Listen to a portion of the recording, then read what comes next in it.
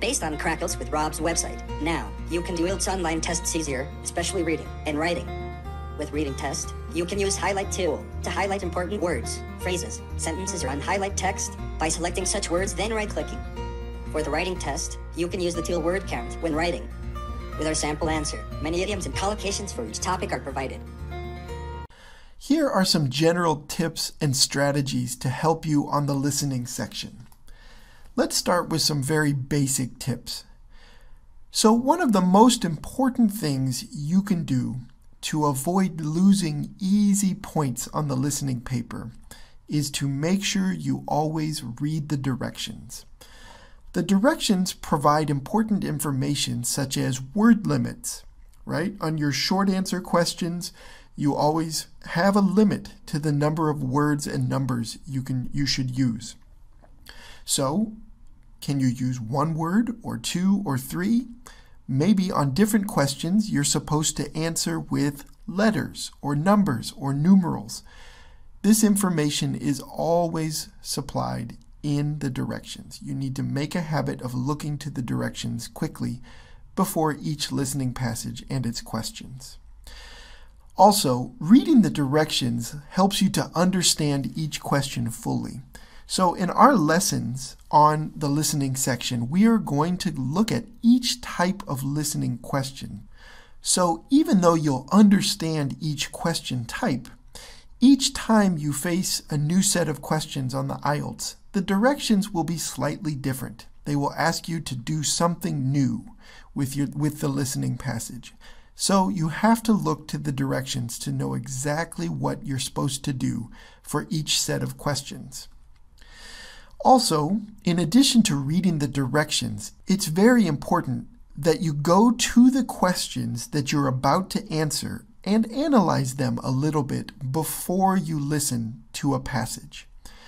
So one part of the IELTS listening exam is that there are pauses in between each section of the test. So there will be 4 listening passages for you to listen to, and you will have some time in between each one to read the directions for the next section and to look at the questions before you listen to the next section.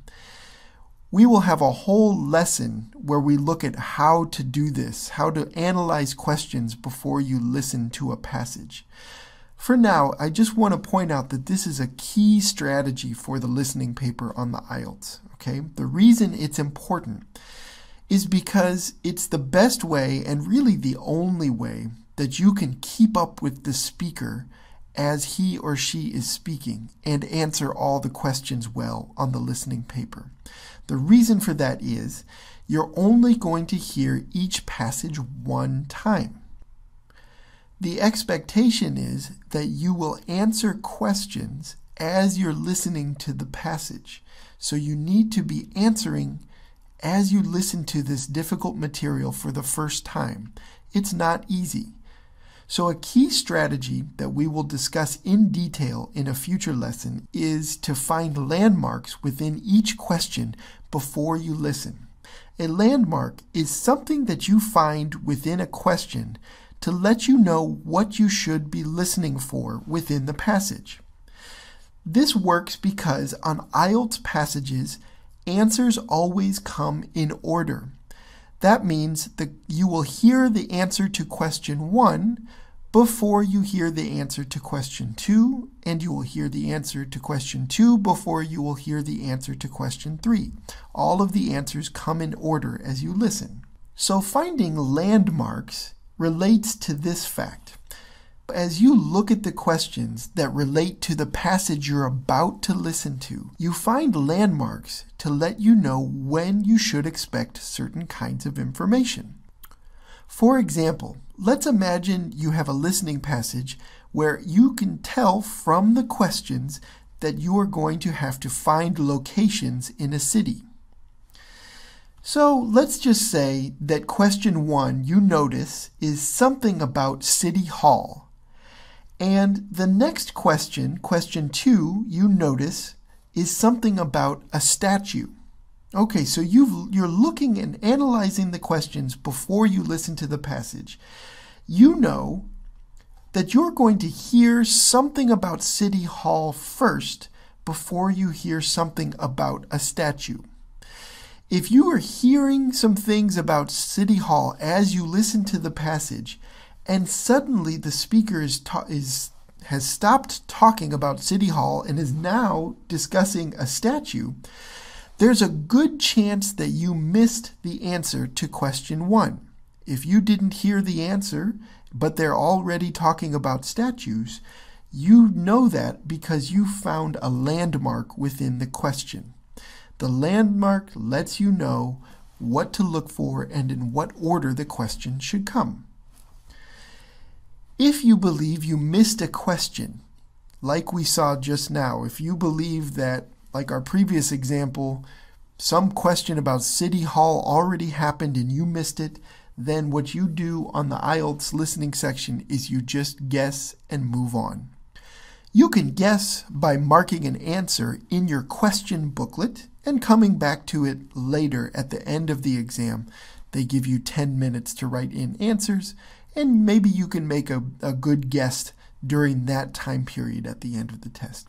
The point is, though, you don't want to lose your place in a passage because you're worrying about missing something that you think you should have heard. If you missed it, you missed it. Move on and make sure you answer the next questions well. Just be ready, because answers on this test can come really quickly. You could get 3 answers in a short amount of time within the passage, or they can be more spread out. Just remember, they will come in order, and if you have a good sense of the landmarks, the things you're planning to listen for, you will then know what to expect from the questions that are coming next. Okay, so how to manage your answer sheet and question sheet for the listening paper. So you want to use your question paper for notes. So in this section, you will have a question paper, the paper that explains the questions, and then you will have an answer sheet where you mark your answers. Don't put any notes or answer guesses on your answer sheet until the very end of the test. Use your question paper to take any kinds of notes that you might take. You should not try to memorize answers as you take the test.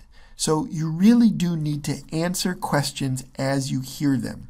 This takes a lot of practice, and in other lessons in this about the listening paper, we will discuss strategies about how to do this.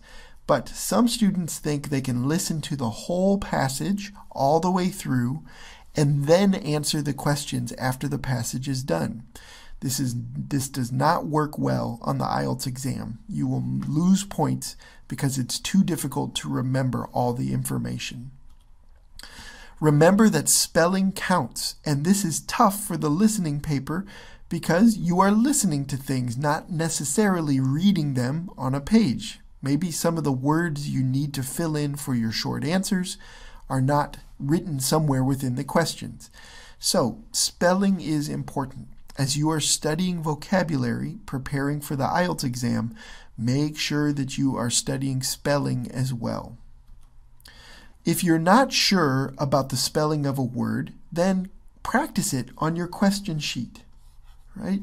So you have the 10-minute period after all of the listening passages are done. You can write the word down a couple times, look at it, see if it looks right to you, and then put your final answer on the answer sheet. Hopefully you can figure it out by the time you need to write it on the page. Okay, a last tip for managing your answer sheet is to just spend some time looking at common English names. Names come up often on the IELTS exam, names like Mary, John, Kate, etc. Learn how to spell basic names in English. Go to word name lists that you can find on the internet and just spend a little time getting familiar with English names.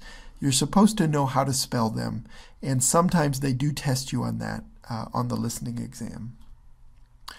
Okay, keep in mind that this is a difficult section of the test. For many students, the listening exam is really the most difficult part of the whole IELTS exam.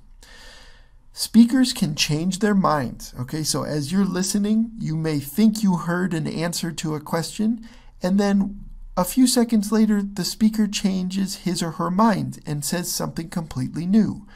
That's something to keep in mind and to watch for as you're listening to each passage. Speakers also hedge statements often. Hedging is where you say things like most people or some people. Okay, so this is a hedge because you're not really giving a strong answer, as strong as it could be, right? When you don't hedge, you say all, okay, instead of most, right? All people believe this. So hedging is where people say something that qualifies, that takes an answer or makes a statement that sounds like a strong statement, but then they make it weaker by adding, well, most or some people believe this or some people believe that. This is important because some questions will test you on whether you heard that the speaker hedged a statement. So they will have an answer choice that says, all people in this country believe whatever. But the speaker didn't say all. The speaker said most or some people. And they're testing you to see if you caught that. That can be a difficult thing to listen for on the speaking exam. Also, as in every section of the IELTS exam, correct answers are almost always paraphrases, okay? You can expect that all answers to each question will be a little bit tempting. So they will include language that you heard in the passage. Even though the answer is wrong, it will include words and information that you did hear. It's just incorrect for the question that they're asking you. Doing well on the IELTS listening section takes a lot of practice, and you will really need